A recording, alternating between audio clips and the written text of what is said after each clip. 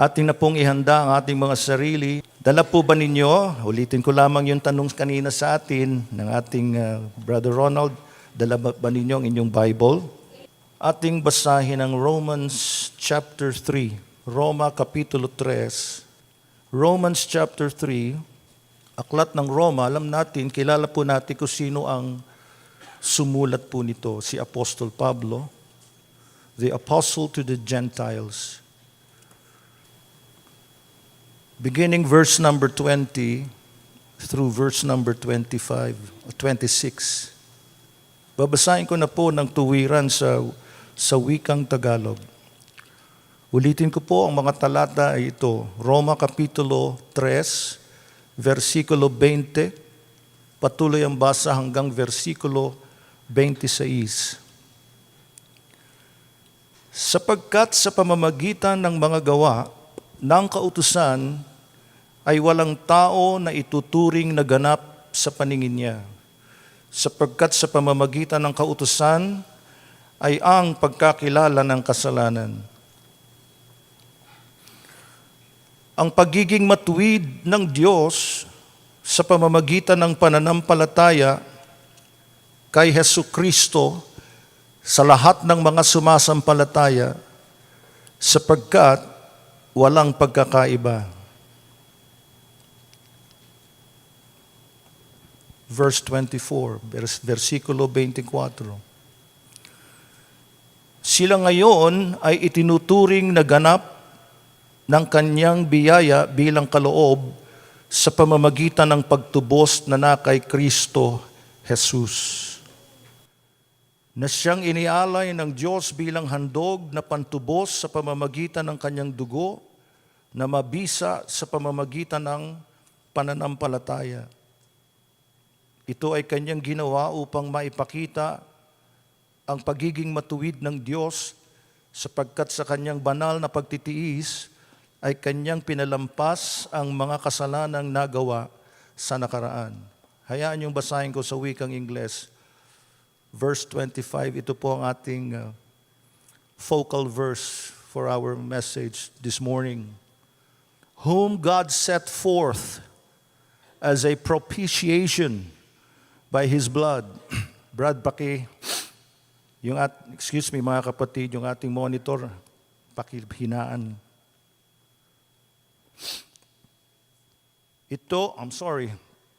Through faith, by His blood through faith, to demonstrate His righteousness, because in His forbearance, God had passed over the sins that were previously committed. Verse 26, to demonstrate at the present time His righteousness, that He might be just and the justifier of the one who has faith in Jesus. Sa wikang Filipino, versikulo 26, upang mapatunayan sa panahong kasalukuyan na siya'y matuwid at upang siya'y maging ganap at taga-aring ganap sa taong mayroong pananampalataya kay Jesus. Purihin ang Diyos sa malayang pagbasa ng kanyang buhay at banal na salita. Tayo po ay manalangin sumandali. Father God, we give you praise this morning. Tulungan niyo po kaming maisaayos po ang gawain sa tulong ng Santong Espiritu. Hawiin mo ang lahat ng mga hadlang sa aming pakikinig. Tulungan niyo po kaming maunawaan ang mensaheng nais niyo pong iparating sa amin. Sa iyo lamang ang papuri at karangalan sa pangalan ni Jesus. Amen. Si Jesus, the Son of God, Jesus Christ our Lord, He died and He suffered to absorb the wrath of God. Si Kristo Jesus nating Panginoon ay nagdusa at namatay upang kunin lahat, absorb ang poot ng Diyos na nauukol para sa atin. hinihingi po ng kautusan ng Panginoon, ito ang demand ng kautusan ng Diyos. Listen carefully, meron tayong disturbances na sense ko mga kapatid. God's law demanded that you shall love the Lord your God with all your heart, with all your soul, and with all your might. Yan ang hinihingi, yan ang demand ng kautusan ng Diyos. Nakasulat po yan sa aklat ng Deuteronomy, chapter 6. At babasahin natin ang beginning verse number 1 through verse number 9. If you will allow. Amen? Deuteronomy chapter 6, beginning verse 1. Now this is the commandment, and these are the statutes and judgments which the Lord your God has commanded to teach you, that you may observe them in the land which you are crossing over to possess. Ngayon ito ang utos, mga tuntunin, at mga batas na iniutos sa akin ng Panginoon ninyong Diyos na ituro sa inyo upang inyong magawa ang mga ito sa lupaing inyong paroroonan upang angkinin. Verse 2. That you may fear the Lord your God, to keep all His statutes and His commandments which I command you, you and your son and your grandson, all the days of your life, and that your days may be prolonged. Upang ikaw ay matakot sa Panginoon mong Diyos, na iyong ingatan ang lahat niyang mga tuntunin at ang kanyang mga utos na aking iniutos sa iyo at sa inyong anak at sa anak ng iyong anak sa lahat ng araw ng inyong buhay, at upang ang iyong mga araw ay humaba. Verse 3. Therefore, hear, O Israel, and be careful to observe it, that it may be well with you, and that you may multiply greatly, as the Lord God of your fathers has promised you, a land flowing with milk and honey. Kaya't pakinggan mo, O Israel, at iyong gawin upang ang lahat ay maging mabuti sa iyo, at upang kayo'y lalo pang dumami na gaya ng ipinangako sa iyo ng Panginoon, ng Diyos ng iyong mga ninuno, sa lupaing dinadaluyan ng gatas at ng pulot. Verse number 4. Hear, O Israel, the Lord our God, the Lord is one. Pakinggan mo, O Israel, napansin niyo po, pangalawang beses binanggit. Pakinggan mo, O bayang Israel, ang Panginoon nating Diyos ay iisang Panginoon. Verse 5. You shall love the Lord your God with all your heart, and with all your soul, and with all your might or strength. At iibigin mo ang Panginoon mong Diyos ng iyong buong puso, at ng iyong buong kaluluwa, at ng iyong buong lakas. Amen. Yan ang demand o hinihingi. Mas malalim pa sa hinihingi po ito. Hindi po kahilingan ito, mga kapatid. Ito'y actually utos po ito eh. Ito ang kautusan ng Diyos sa kanyang bayan. At kasama tayo sa bayan ng Diyos sapagkat inapawan tayo ng biyaya ng Panginoon.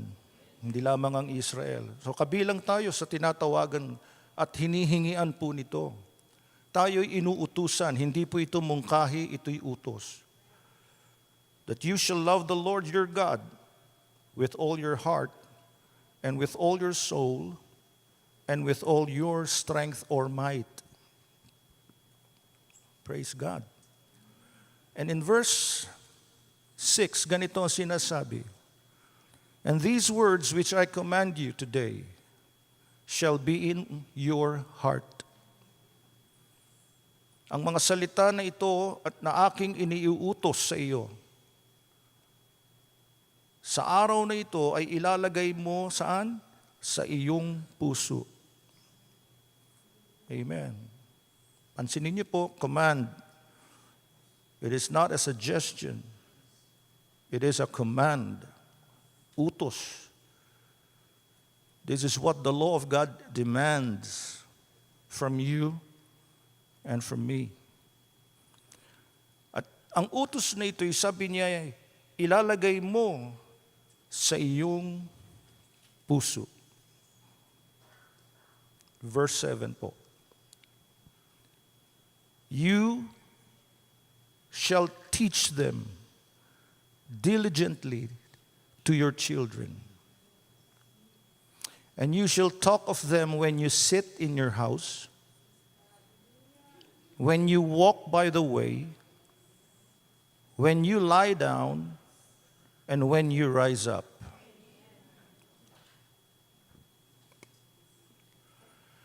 At iyong ituturo ng buong sikap sa iyong mga anak.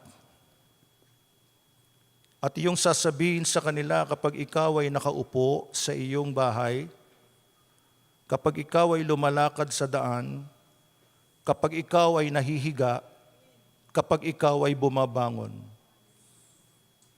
Tungkulin po ito nating mga magulang sa ating mga anak. Hindi lang dadalhin mo sa church, kundi sa bahay mo, ituturo mo sa kanya ang salita ng Diyos ng buong sikap. Nagagampanan kaya natin ito? Verse 8. You shall bind them as a sign on your hand, and they shall be as frontlets between your eyes. At iyong itatali ang mga ito bilang tanda sa iyong kamay at bilang panali sa iyong noo. And in verse 9 it says, you shall write them on the doorposts, yes, of your house and on your gates. At iyong isusulat ang mga ito sa pintuan ng iyong bahay at sa mga pasukan ng iyong mga bayan. Ito po ang utos ng Panginoon sa kanyang bayan. At ang pangunahin po dito ay, ibalik natin sa verse number 4, you shall love the Lord your God with all your heart and with all your soul and with all your strength. Sa aklat naman po ng Levitico, puntahan po natin, Kapitulo 19, Leviticus chapter 19.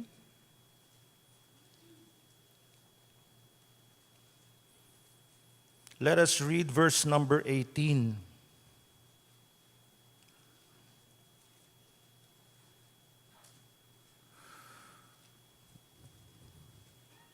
You shall not take vengeance, nor bear any grudge against the children of your people, but you shall love your neighbor as yourself. I am the Lord. Ang nagsalita po dito, ang nagpapakilalang nagwika nito ay walang iba kundi si Yahweh. Naalala niyo po ba, ito rin ay tinura ng ating Panginoong Jesus. Nakasulat po ito sa Mateo Kapitulo 22. Puntahan po natin ng New Testament. Matthew chapter 22, verse 36 and verse 37. Teacher, Which is the great commandment in the law? Guro, alin ba ang dakilang utos sa kautusan? Pakinggan niyo ang tugon ng ating Panginoong Yesus. Jesus said to him, You shall love the Lord your God with all your heart, with all your soul, and with all your mind. Sa makatwid, ito yung pinakadakilang kautusan ng Panginoon. Kaya nung panahon ni Moises na nawagan ng Diyos, natipunin mo ang aking bayan, at sa pamamagitan ni Moises, sabi niya, Here, ang Hebrew word po doon ay Shema. That's the Hebrew Shema. Ito yung basic confession of faith ng Judaism. Let us go back there sa Deuteronomy chapter 6. Napakahalaga po nito sa puso at kaisipan ng mga Hudyo. Binabasa lamang natin. Gentiles po tayo. Pero sa mga Hudyo, this is very important. Hear, Shema. Hear, O Israel. I repeat, this is the basic confession of faith in Judaism. Amen. In other words, this is a celebration of declaration. Sa tuwing napapakinggan po nilang panawagang ito, O Israel, bayan ng Diyos, the Lord our God, the Lord is one. Sa tuwing kanilang naririnig at kanilang ipinapahayag po ito, sila po ay nagdiriwang. They celebrate. Nagdiriwang po sila. Alalahanin po natin, ayon sa kasaysayan, ang Israel ay inalipin po ng Ehipto for many years, hundreds of years. At pinakilala ng kaharian ng Ehipto ang iba't ibang mga Diyos o mga Diyos-Diyosan sa kanilang bayan. Sila'y pinalaya ng Panginoon ng Israel sa pamamagitan ni Moises. Ginamit ng Panginoong Diyos ni Yahweh si Moises at sinabi niya sa harapan ni Pharaoh, Thus saith the Lord, let my people go. Kaya sa kauna-una ang pagkakataon sa kanilang pagtitipon, pinakilala ni Moises ang utos na ito ng Diyos. The Lord or Yahweh our God, Yahweh is one. Walang katulad niya. Walang kagaya niya. Wala siyang kapantay at walang hihigit sa Kanya. Siya ang tunay at buhay na Diyos. Mga kapatid, ito ay dapat nating ipagpasalamat una sa Panginoon, pangalawa sa mga Hudyo. Walang tunay na Kristiyanong namumuhi sa Hudyo. Ano man ang ginagawa nila, hindi man natin sinasang-ayunan ang kanilang mga plataforma, ang kanilang mga pag-uugali, but in our hearts, in my heart, in your heart, we do not hate the Jews. Hindi rin tayo aayon sa mga nagagalit sa Israel. In fact, ang utos ng Panginoon is for us to bless Israel and to pray for the peace of Israel. Bakit? Sapagkat utang natin ito sa kanila. We owe this faith to them, to the Jews. Sapagkat pinakilala nila sa atin through the pages of this book, the Bible, even the Hebrew Bible, na ang Diyos ay buhay. At hindi siya maaari, hindi pwedeng itulad siya sa mga Diyos-Diyosan. Thank God. Salamat sa Diyos, tayo ay pinalaya from idol worship. Amen? Utos po yan ng Panginoon. Let us go to Exodus chapter 20.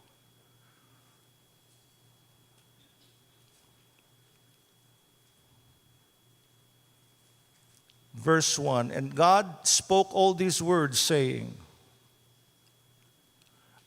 I am the Lord your God who brought you out of the land of Egypt, out of the house of bondage. Nakita niyo po ang history ho nila. Ako ang Panginoon mong Diyos na naglabas sa iyo sa lupain ng Ehipto mula sa bahay ng pagkaalipin. Next verse, please. You shall have no other gods before me. Ayun. So napag-uugnay na ho natin, mga kapatid. Huwag kang magkakaroon ng ibang mga Diyos sa harap ko. Verse 4, please. You shall not make, I repeat, you shall not make. Kanina, you shall not have. Now, this time, you shall not make for yourself a carved image or any likeness of anything that is in heaven above, or that is in the earth beneath, or that is in the water under the earth. Very specific, very detailed si Lord. The God of Israel, the God of Judaism, the God of the Hebrew people. Huwag kang gagawa para sa iyong sarili na inukit na larawan o anumang kawangis, kamukha, katulad ng anumang nasa langit sa itaas o ng nasa lupa sa ibaba o ng nasa tubig sa ilalim ng lupa. And in verse 5 it says, sabi po, you shall not bow down to them, nor serve them. For I, the Lord Yahweh, your God, am a jealous God, visiting the iniquity of the fathers on the children to the third and fourth generations of those who hate me.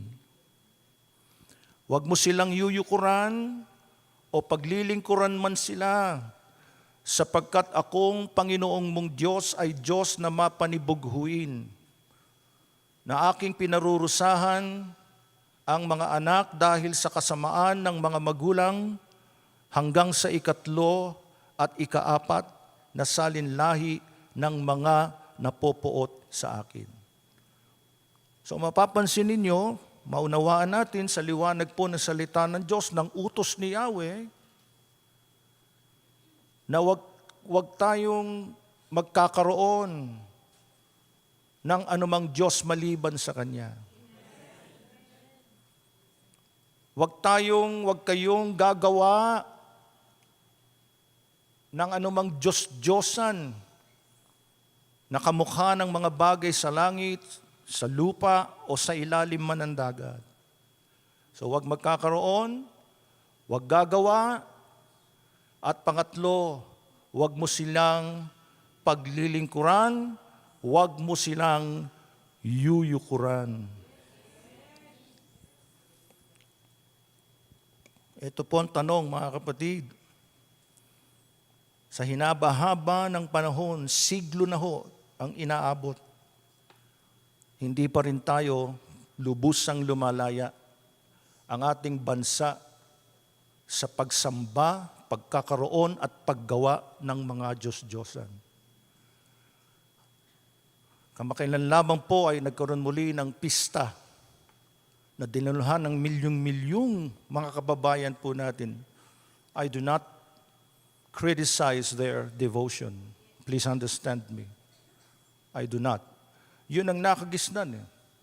Yun ang narinig. Yun ang natutunan. Yun ang ipinamana ng mga magulang, mga forefathers. Nakakahabag po. At pagkatapos ng prosesyon ng itim na Jesus, ang sumunod naman ay ang batang Jesus.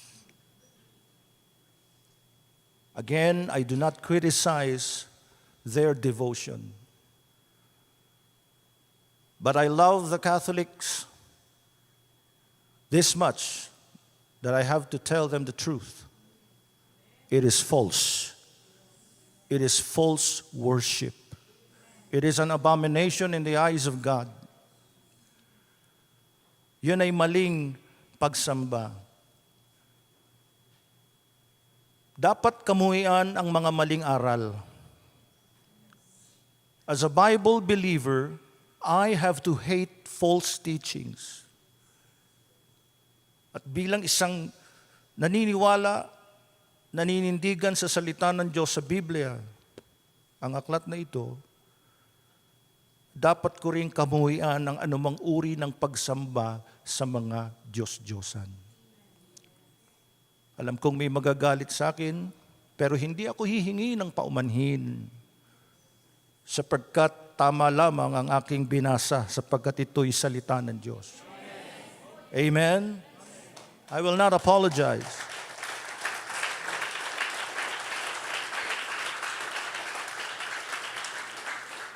Ayaw, kinamumuhian ng Diyos ng Israel na siya'y itulad sa mga inanyuang larawan o inukit na kahoy o pinagduktong-duktong na metal o bakal. At pagkatapos ay sasabuyan ng tinatawag na banal na tubig. Pagkatapos ay ilalagay sa pedestal o sa altar at hahayaan ng mga tao, millions na mga tao na sasamba. Kaya mga Pilipino na hindi pa lumalaya from this bondage of idolatry or false worship, ay may mga inaangking personal na larawan o Diyos-Diyosan. Ayaw ng Diyos, huwag kang magkakaroon para sa iyong sarili niyan. Dahil ang Diyos ng Israel ay Espiritu. And they that worship God must worship Him in spirit and in truth. Wala tayong makikita sa Biblia, not even a hint sa New Testament kung ano ang itsura ng ating Panginoong Jesus. Hindi na tayo nakontento sa kulay, ginawa pa nating itim. I don't mean to insult you, but I have to tell you the truth. I do not ridicule you, but I have to tell you the truth.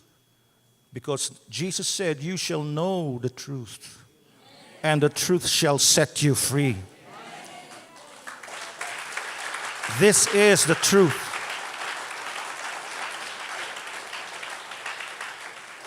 Sabi ni Jesus, when He was praying to the Father, nakasulat yan sa John 17, pakabanalin mo sila sa katotohanan. Ang salita mo ay katotohanan. Ito ang katotohanan. Hindi ko ito salita, ito'y katotohanan. Kaya once na nakilala mo na ang tunay na Diyos, sino nakakakilala sa tunay at buhay na Diyos ngayong umaga? Kayo ba'y pinalaya na from idolatry? Amen. Now let us rejoice. Let us hear, O Israel, Shema.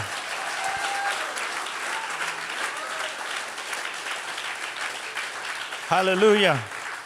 The Lord our God is one, eternally manifested in three divine, distinct, separate persons. According to the New Testament, God the Father, God the Son, and God the Holy Spirit. And these three are one. Amen? Thank God. Hindi kasama dyan ng iba. Amen? Hindi dyan kasama, sorry to say, but sa mga devoted kay Mary, hindi kasama dyan si Mary. Hindi siya Diyos. 3 in 1, the Godhead, God the Father, God the Son, and God the Holy Spirit. Ang ating mga kaibigan Roman Catholics had to say, ang dami nilang isinasamang mga Diyos-Diyosan. Hindi daw nila sinasamba, pero kita naman natin, wala ni isa mang pari na sumasaway sa mga ito. Huwag niyong yuyukuran, nakasulat sa Biblia. Pinag-aralan din naman po nila sa seminaryo ang Bible. Binasa rin nila ito. Don't tell me that hindi nyo nababasa yan. Nababasa ninyo ng paulit-ulit yan. Pero pinapayagan lang. Pinapayagan, hinahayaan. Ayaw yan ng ating Panginoon. Kaya kung tunay tayong Kristiyano, kung tunay kang born-again believer, if you are a true born-again Christian, you will obey, you will follow what is written in this book. Amen? Without fear or favor. Maninindigan ka kung anong nakasulat sa Biblia. At ito ang tunay na pagmamahal na iyong sasabihin yung diretsong salita ng Diyos. Yan ang pag-ibig, yan ang pagmamahal. Now, balik tayo mga kapatid, dito sa Hero Israel, the basic confession of faith in Judaism. Now, I ask you this question with love. Kasama po ako dito sa katanungan ito. Nasusunod ba natin 100% perfectly ang nakasulat dito sa verse? Isunod natin, I repeat, nasusunod ba natin ito nang walang kapintasan? Just be honest. You shall love the Lord your God with all your heart, with all your soul. Means your emotion, the seat of your emotion, your soul. And with all your strength or might. 100%. Nasusunod ba natin itong demand ng kautusan ng Panginoon? Sino ngayong umaga ang makapagsasabi, Pastor, brother, nasunod ko ito 100%. Walang mintis, walang sablay. Tahimik tayo mga kapatid dahil alam natin kung ano ang sagot. Di tayo makakapagtago sa Panginoon. Lantad tayo sa Kanya. In fact, kahit tayo nakadamit, hubad tayo sa harapan ng Panginoon. Walang makakatakas sa mata ng ating Panginoon. Di lang tayo nakikita niya physically, kitang-kita niya ang laman ng ating puso. Alam niya kung sino nakaupo dyan, gaya na sinabi kanina ni Brother Ronald. Alam niya kung sino minsan ang pinapaupo natin yan. The bottom line is, brothers and sisters, hindi natin nasusunod perfectly ito. How I wish every waking moment of my life He is in my mind. How I wish and I long that every waking moment of my life nasa akin siyang kaluluwa. How I wish na ang buong lakas ko'y sa Kanya ko ginugugol, 100%. But we have all loved other things over Him. And we act on our own preference or preferences. Amen? I don't say this to condemn you. Katulad po na sinabi ko, ang tanong na ito ay para sa ating lahat, and that includes me. I repeat, meron tayong pinapahintulutan o mas minamahal na ibang bagay. We, most of the time, dishonor God by preferring other things over Him. Kaya ang verdict, listen, ang verdict ng Bible, this is His command, His demand, amen? Demand niya yan. Hindi nagbabago yan. And because we allow other things that we love and we act on it, ang verdict ng Bible is this, Romans 3:23. Ito ang verdict ng Diyos. Kapag ang Diyos sumatol, perfect. Amen? For all have sinned and fall short of the glory of God. This is the verdict.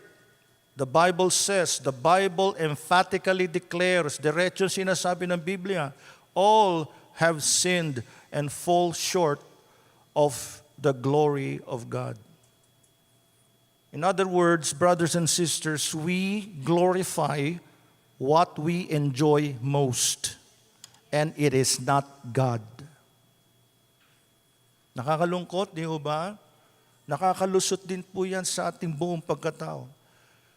We glorify what we enjoy most, and it isn't God.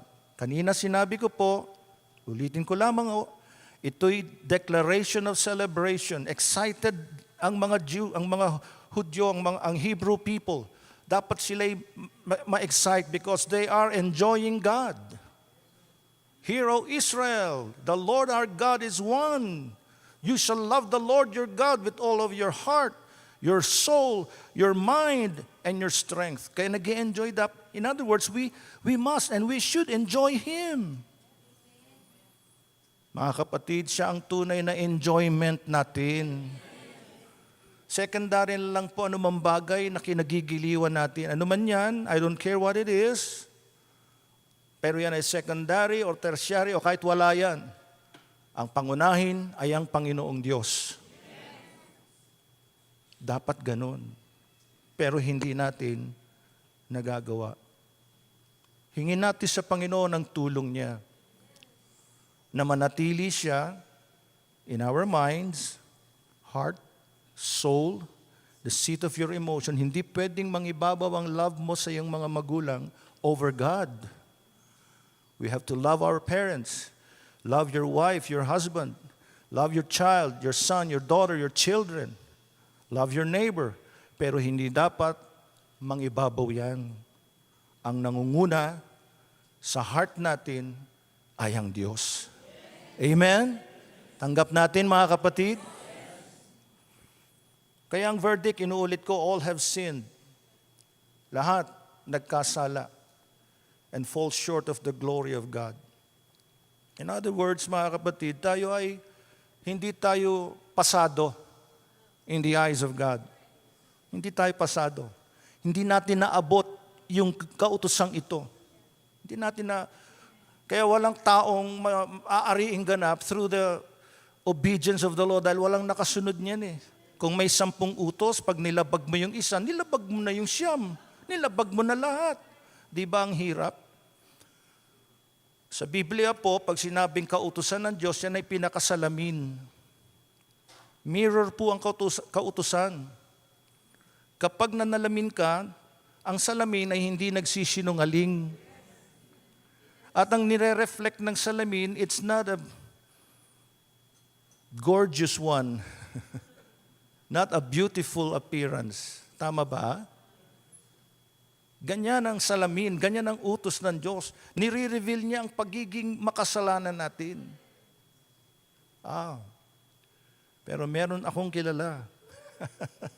At kilala rin ninyo. Anong walang katulad?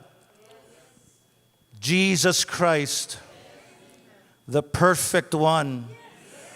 Perfect in His manhood and perfect in His Godhood. 2 natures. Siya lamang po ang nakasunod nito perfectly sa buong buhay niya nung siya'y naririto. Kaya ang pag-aaring ganap or justification o pagiging matuwid sa harapan ng Diyos is not by the obedience of the law. Anumang pagsisikap natin, we always fall short. Amen? Fall short.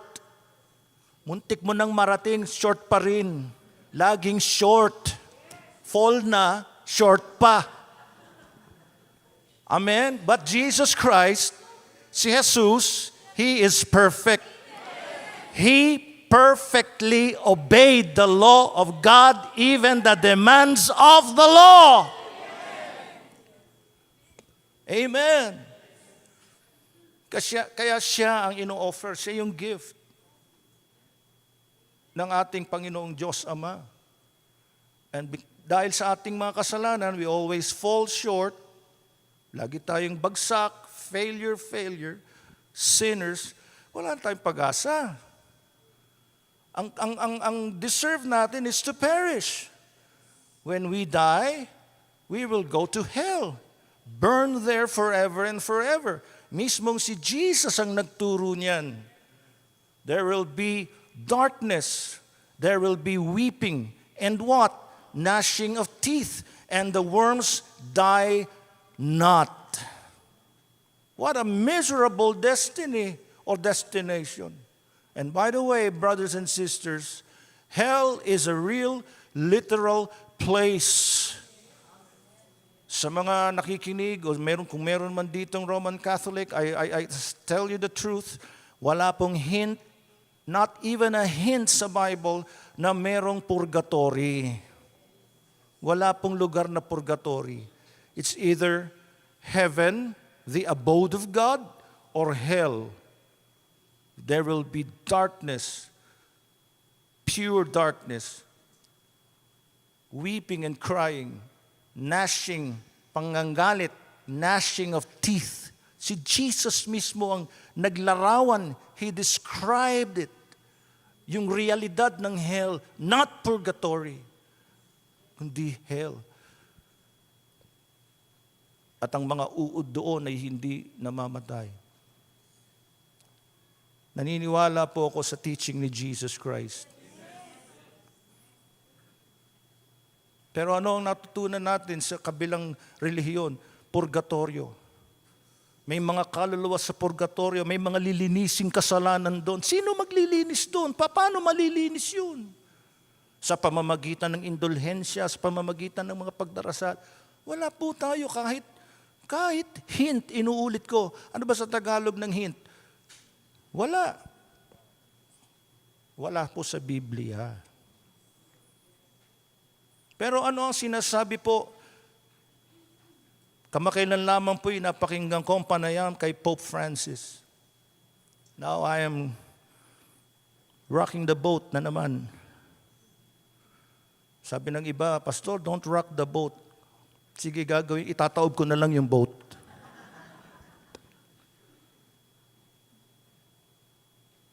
Napakinggan ko mismo ang Pope ng ng Roman Church na si Pope Francis.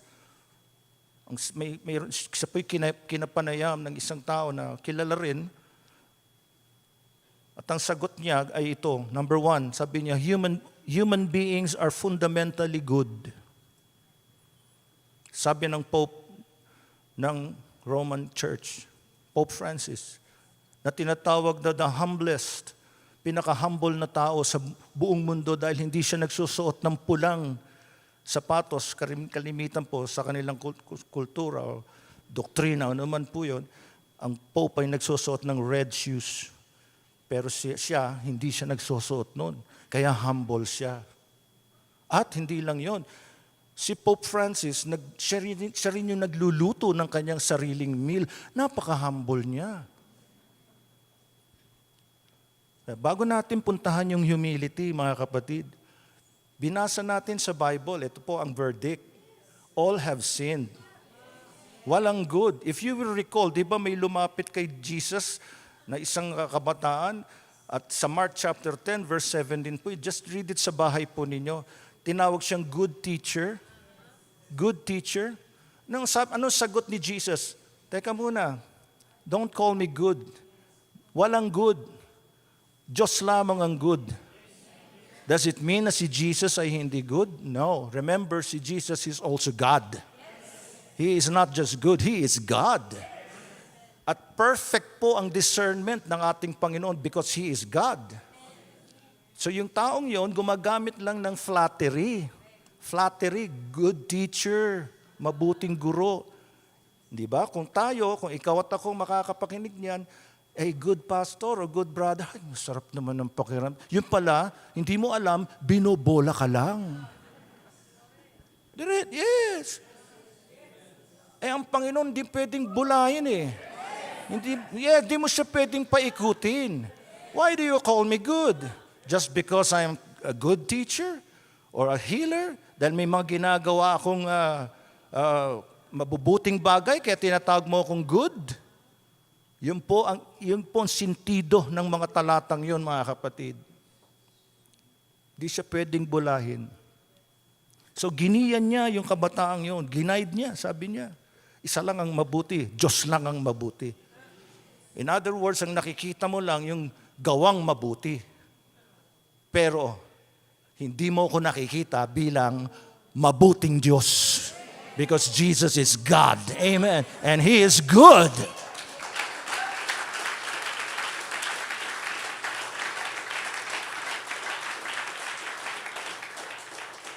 Walang mabuti. Wala ni isa mang taong mabuti. Ayon sa standard ng ating Panginoon. Kaya lahat tayong tao, Kung how many billion ngayon tayo, we all fall short of the glory of God. And here comes the Pope, declaring and saying that all human beings are fundamentally good. Now, tignan natin sa Biblia. Totoo ba yun? That is false and that is contrary to the gospel.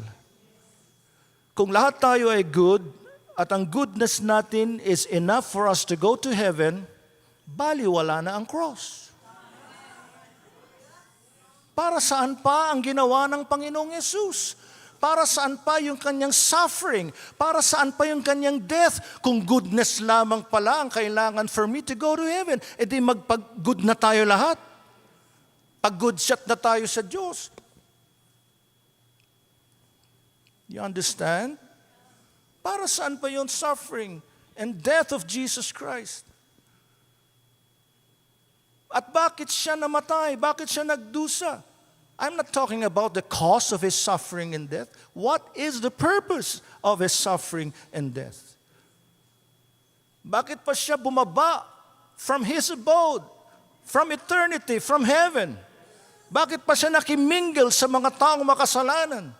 Bakit pa siya nanalangin sa Garden of Gethsemane at sinabi niya, let this cup pass from me.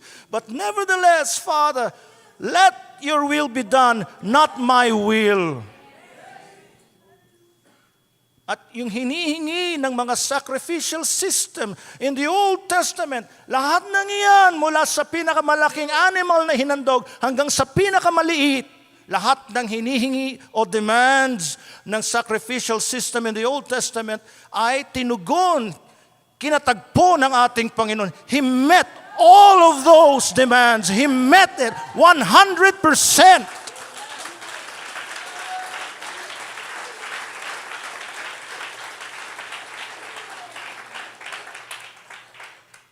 Kaya po, according to God, in His Word, yung ating goodness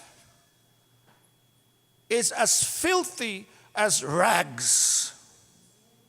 Disgusting as rags. Yun ang verdict ng Bible. Para saan pa yung pagpapakahirap ng ating Panginoon, Mr. Pope? If all human beings are fundamentally good, that is false. Patutunayan ko po sa inyo from the Word. Are you ready, church? Let us go to Ecclesiastes chapter 7. Basahin natin ang Ecclesiastes chapter 7, verse 20. Human beings are fundamentally good. Listen, church. Listen to the Word of God. For there is not a just man on earth who does good and does not sin. Are you listening? For there is not a just man on earth who does good and does not sin. Tunay na walang matuwid sa lupa na gumagawa ng mabuti at hindi nagkakasala. Kasama tayo dyan. Amen. Liwanag po. Walang matuwid sa lupa, tunay, na gumagawa ng mabuti at hindi nagkakasala. Lahat nagkakasala eh. We are not fundamentally good because the Bible declares all have sinned. We are all sinners. Kawawa ang ating patutunguhan. Delikado tayo. Kung wala si Jesucristo, napakaliwanag po ng John 3:16, for God so loved the world. Remember, God is a God of love and mercy. So dahil sa kanyang awa at pag-ibig, kinahabagan niya tayo. He gave His only Son. His Son, that whosoever believes in Him should not what? Perish. Should not die and go to hell. Dahil kahit matuwid ka, good man ka or good woman for that matter, gumagawa ka ng mabuti, you're doing your best, utmost best to do good every day. Pero, nagkakasala pa rin eh. Ano pa ang patunay ng Biblia? Human beings are fundamentally good. Romans 5:12. Romans chapter 5, verse 12. Therefore, just as through one man sin entered the world, and death through sin, and thus death spread to all men. Why? Because all sinned. Kaya, kung kabutihan din lang, naku, tatabunan yan ng kasalanan. Kabag-habag ang ating kalagayan. Patunay po ng Bible. Aside from Romans chapter 3, verse 23, Romans 3:10, basahin din natin po yun. Tres Gs ng Roma. As it is written, ito po, there is none righteous. No, not one. Tama ang Bible. Tama ang hatol ng Diyos. Fall short tayong lahat. Salamat kay Jesus, sa ating Panginoong Jesus.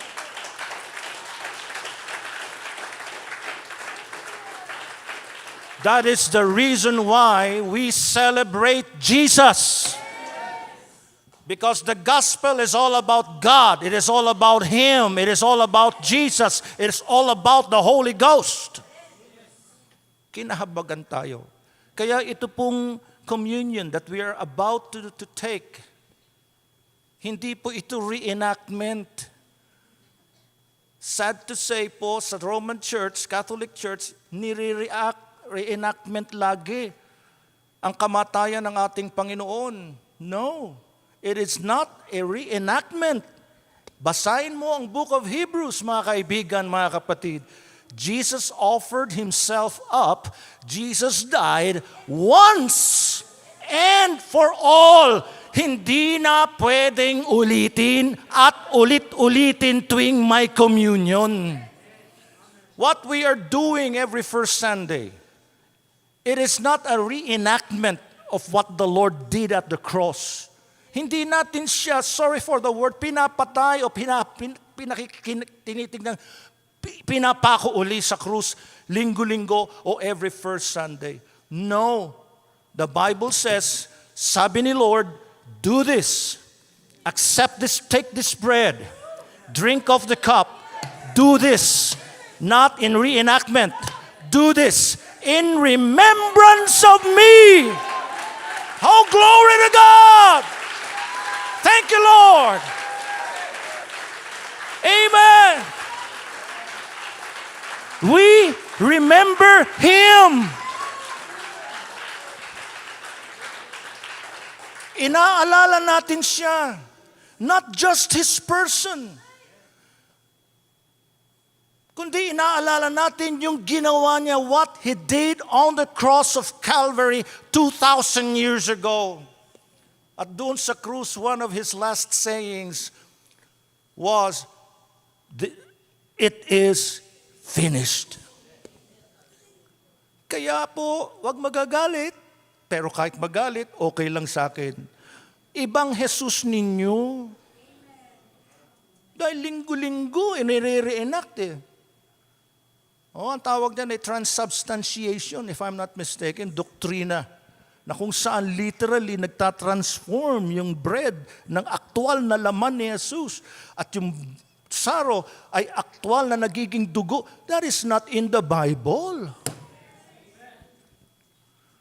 We do this in remembrance.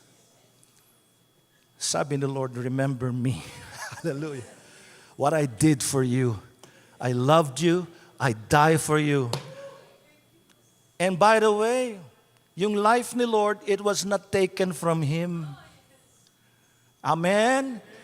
His life was not taken from Him. He laid it down voluntarily because He is love and mercy.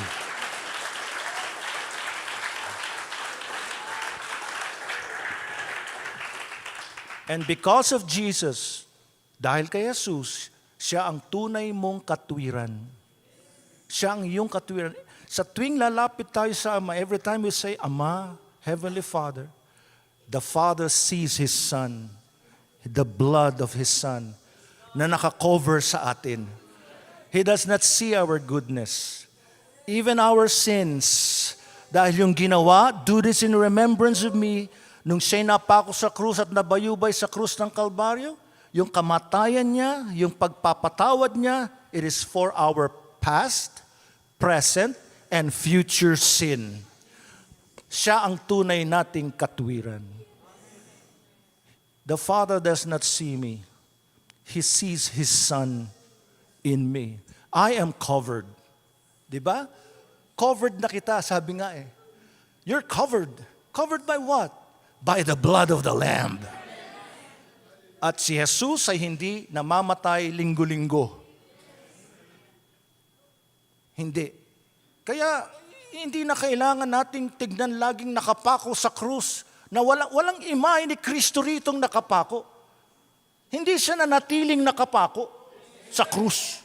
Hindi siya nanatiling nagpapasan at hindi nga makagalaw eh.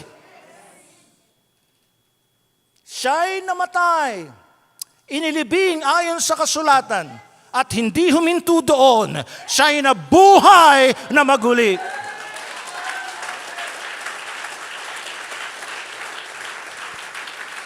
Napakaganda na tayong mga makasalanan ay tinakpan, pinatawad, tinakpan, hindi lang tinakpan ang ating mga kasalanan, pinawi pa ang ating mga kasalanan sa pamamagitan ng dugo ng ating Panginoong Hesus. Kaya yung kabayaran ng kasalanan, hindi natatalab sa atin yun. Dahil mismong ang humarap niyan at nagbayad ng lahat ng yan. By the way, kumpletong bayad. Walang utang, bayad na bayad. Fully paid, paid in full, fully paid in full. By the blood of Jesus Christ. That's why we celebrate. We always celebrate. Ang buhay Kristiyano ay selebrasyon. We celebrate Jesus. We celebrate the goodness of God. We celebrate His love. We celebrate His mercy. That is the good news. So yung sinasabi na fundamentally good, that is false. Pangalawa sabi, just bear with me, the heart is good. The heart of man is good, sabi po ni Pope Francis.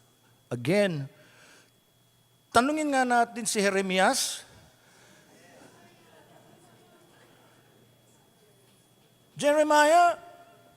Prophet Jeremiah, is the heart of man good? Jeremiah 17:9.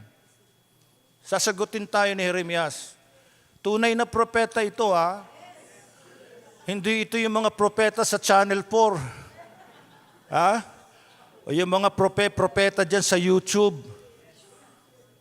Si Jeremias, tunay ito. Hindi tayo ililigaw nito. Hindi ka ililigaw nito. Ang puso ay mandaraya. Diretso, hindi sinabing good.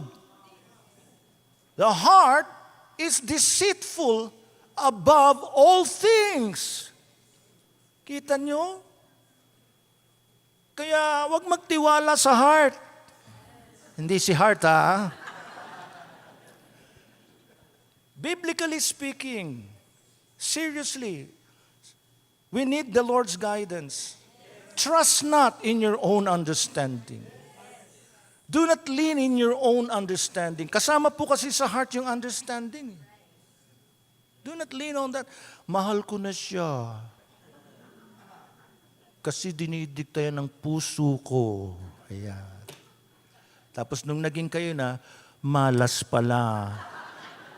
Hindi pala siya. See? Kaya kahit sa mga mag-asawa, hindi ko man nila lahat, pero siguro karamihan, 99.9999%. Sana hindi na lang ako nag-asawa.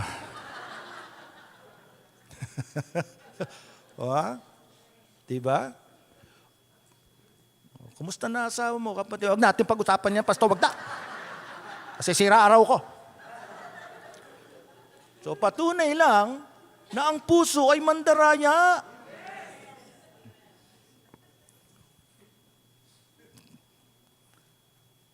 Kaya noong araw may nagtanong ano bang titignan mo, mukha o puso?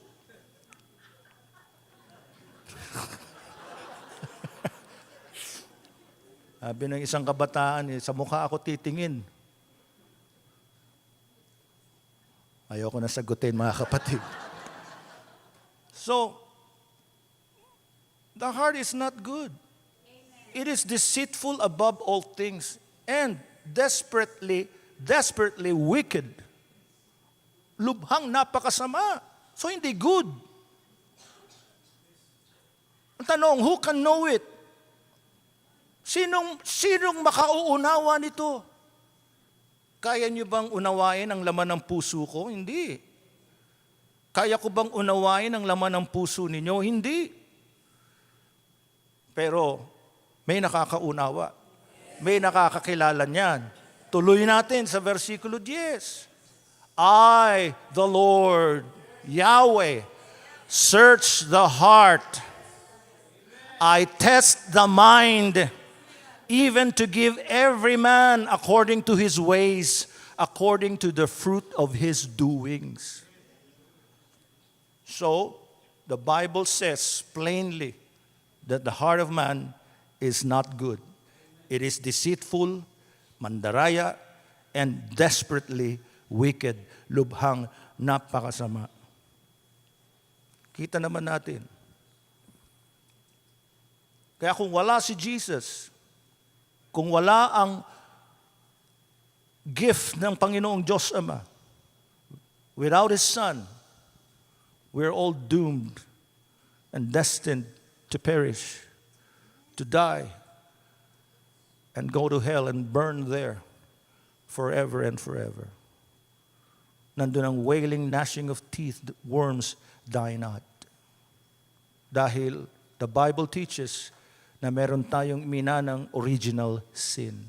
So when a religious leader, highest religious leader, ay magsabing, human beings are fundamentally good, the heart is good, he is rejecting what the Bible teaches. He is rejecting the gospel. What about humility?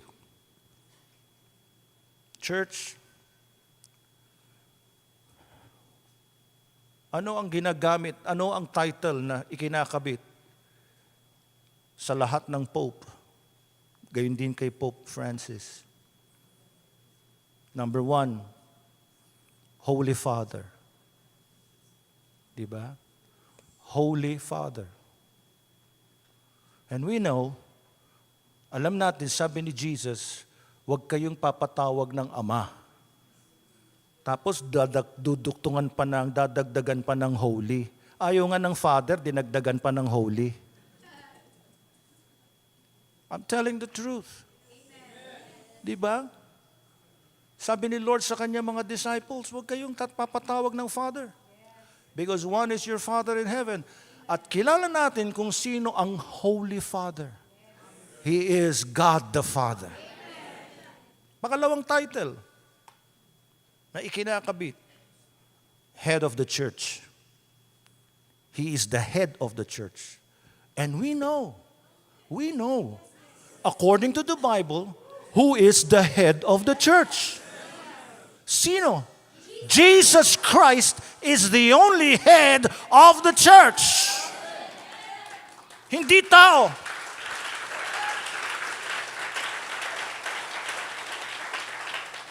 Thirdly, ano yung title na ikinakabit? Vicar of Christ. Alam niyo ba, ibig sabihin ng vicar, spelled V-I-C-A-R? Vicar means substitute of Christ on earth. Oh, we're talking about humility, ha? Humility. Alam natin, according to the Bible, Basahin mo, kapatid, kaibigan, ng John chapters 14 and 16, kung sino ang kahalili ni Jesus Christ on earth. It is the Holy Spirit. I tell you, it is expedient for me, sabi ni Lord, to go back to the Father. It is for your sake na babalik ako sa Ama. Dahil kung hindi ako babalik, the Comforter will not come. And we know who He is, who that is. That is God the Holy Ghost. Holy Father, God the Father. Head of the church, God the Son. Vicar of Christ, God the Holy Spirit. Aangkinin ba ng isang tao yung tatlong title na yon at tatawagin siyang humble? You know the answer. Masakit ang katotohanan, but I have to tell the truth. Ganyan nating kamahalang mga Roman Catholics. We do not hate them, but I hate most of the doctrines and teaching of that church. We love them, so we tell them the truth. Hindi pwedeng angkinin ng sino man sa atin dito, yung tatlong titulo na yon. Naintindihan niyo po ba, mga kapatid? Kaya hindi pwedeng itsapwerang at tingnan niyo, nawawala po nawawalang saysay ang ginawa ng Panginoong Jesucristo sa krus. Ang tunay na church, wala siyang ibang itinataas, wala siyang ibang itinatanghal, walang ibang sinasamba, kundi ang Diyos na buhay at ang kanyang bugtong na anak. Sa ganung paraan, kumikilos ng malaya ang Espiritu Santo. Amen!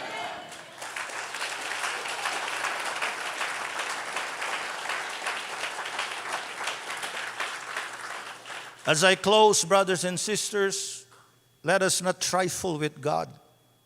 Let us not trivialize His love. Let us be grateful and humbled for what the Lord did for us on the cross at Calvary. Magpasalamat tayo at naway maging dahilan ang krus ni Kristo upang lalo tayong magpakumbaba. We are nothing without Christ. We are not holy without Him. He is the head of the church. Hindi ang sino mang mortal man or woman for that matter. Lahat tayo ay babalik sa alabok. Lahat tayo ay mortal and sinners. Let us embrace the cross. I am not talking about the wooden beam. I'm talking about Jesus and what He did on the cross. His accomplishments. Para yan sa iyo at para yan sa akin. Inulit ko po, mga kapatid, as Bible believer, we do not reenact yung ginawa ni Jesus sa cross every first Sunday. Every time na meron tayong communion, we do this in remembrance of Him. Siya'y buhay, siya'y buhay. 1 John chapter 4 verse 10, as I close, church. 1 John 4:10. Listen to the verse. Listen to the word of God. In this is love. Not that we loved God, but that He loved us and sent His Son to be the propitiation for our sins. Narito ang pag-ibig. Hindi sa tayo'y umibig sa Diyos, kundi Siya ang umibig sa atin at sinugo ang Kanyang anak na pantubos sa ating mga kasalanan. The word propitiation means He satisfied the demands of the law. Satisfactory. Satisfied. He satisfied 100% perfectly and absolutely the demands of the law.